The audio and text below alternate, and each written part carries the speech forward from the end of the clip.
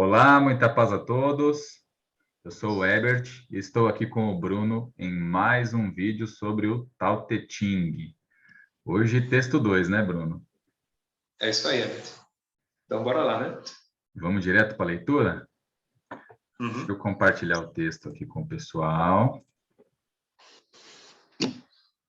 Aí, texto na tela. E vamos lá.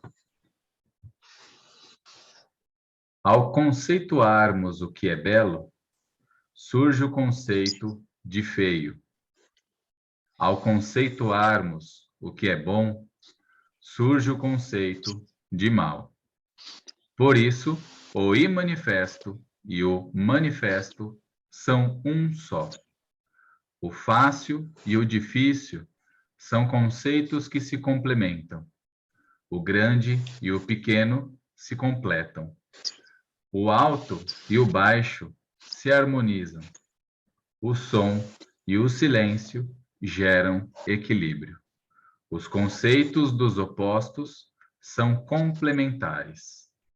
Assim, o homem sábio age pelo não agir, pratica sua doutrina sem falar. Ele apenas contempla todas as coisas sem intervir em seu fluxo. Procura não possuir nem se apegar a nada. Toda obra concluída marca sempre o início de uma outra. E pelo fato de estar desapegado, tudo flui harmoniosamente e não se esgota jamais. É isso aí. Esse é o texto 2. Vou fazer aqui uns comentários. A gente vai comentando, né, Bruno?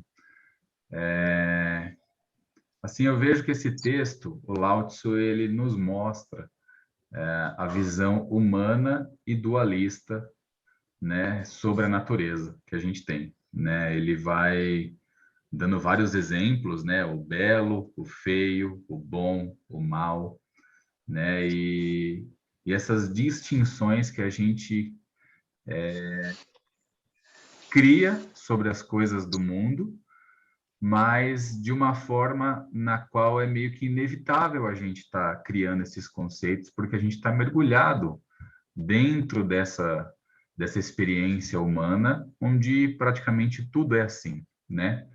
Mas aí o que acontece? O Lao Tzu, ele vê isso de uma forma diferente, ele vê na forma de um sábio, né? Ou até de um iluminado, né? Que consegue ver que tudo é uma coisa só, que tudo está, na verdade, se complementando, né? Que não existem os opostos, né? E ele apenas contempla essas coisas, né, sem querer modificá-las. Essa é aí que está a sabedoria do iluminado, né? Ele flui junto com esse fluxo da natureza, observando essa dualidade, entendendo que uma precisa da outra, né? Aquela coisa também, tipo, como é que você vai apreciar, né, o doce se você não conhece o amargo, né? Então, uma coisa é complementar a outra para que você tenha uma experiência mais intensa, mais vívida e mais cheia de nuances, né? Ele também fala um pouquinho do conceito do agir pelo não agir, né? Que na China eles falam Wu Wei, é um conceito onde você influencia o mínimo possível, né? Ou nada, né? O ambiente, o fluxo natural das coisas, né? Eles procuram sempre, nesse conceito do Wu-Wei, interferir o mínimo possível, né? Se você vai fazer algo que vai gerar uma reação, né, que possa, de repente, prejudicar tanto você como qualquer outra coisa, é melhor você não fazer nada. Esse é mais ou menos esse o conceito do Wu-Wei, né? E assim ele busca viver nesse fluxo sem tirar o equilíbrio de nada, pois vê a perfeição em todas as coisas, né? Ele não distingue uma coisa da outra, para ele não tem bom e mal, né? Tem só uma única coisa, só tem só o manifesto, o tal, né? E por isso, né, por estar satisfeito com tudo, ele não alimenta desejos, ele não se apega, e ele segue apreciando cada momento ali, sem julgamento, né? Estando sempre no início, como ele fala, né? Todo fim de uma obra marca o início de uma outra, né? Porque ele está sempre no agora, sempre no presente, sempre atento a tudo que está acontecendo naquele momento, né? Sem ficar olhando o passado ou o futuro. E justamente por estar nesse fluxo e por estar conectado com essas coisas, não ter apegos e não possuir nada, né? Nada lhe falta, que é o que ele fala no final, que não se esgota jamais, né? Porque para ele tudo sempre já está sendo o suficiente. É mais ou menos esse, assim, o meu ponto de vista aí com relação ao texto. Perfeito, Herbert. E tudo é relativo, né, cara? Uma situação pode ser boa para você, pode ser ruim para mim, né? Então a gente acaba classificando de acordo com nossas preferências, né? Porque se Exatamente. algo acontece e não era exatamente o que eu queria, eu vou classificar aquela situação de ruim, né? Mas no fundo, o que existe são apenas experiências. Então, quando você começa a enxergar a vida dessa maneira, de uma certa forma você aprende a deixar fluir, independente do que acontecer, né? Você entende que no momento era o melhor, né? Que poderia acontecer para você, né? E quantas vezes isso não já aconteceu, né? A gente passa por uma situação, né? Quando a gente classifica como ruim, mas lá na frente, né? Passado algum tempo, a gente percebe que na verdade aquilo foi um aprendizado importante, né?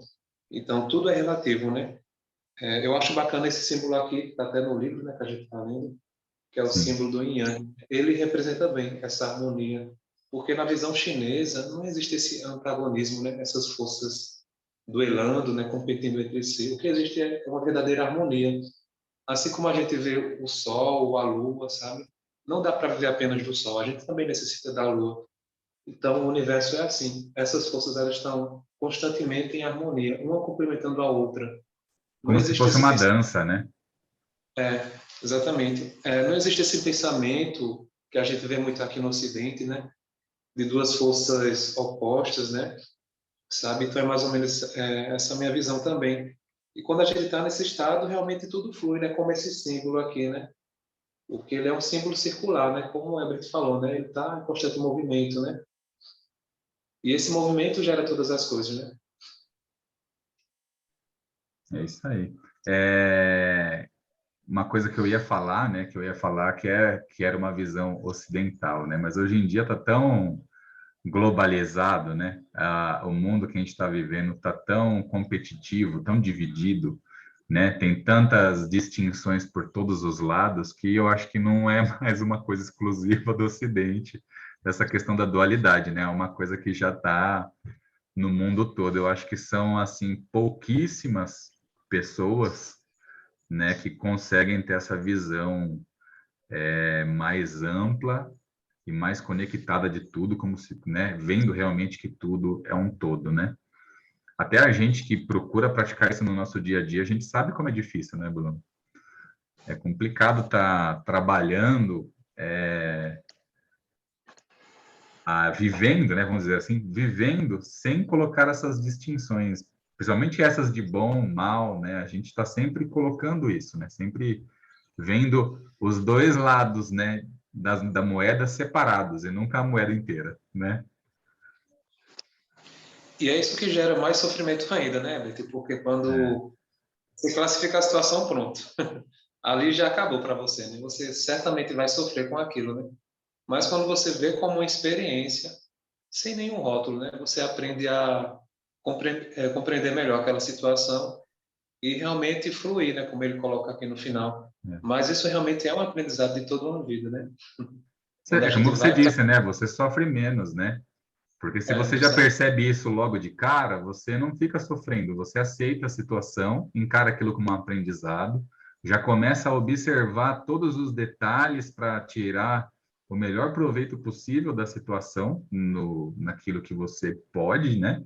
Que está ao seu alcance ali naquela determinada situação, e você não sofre.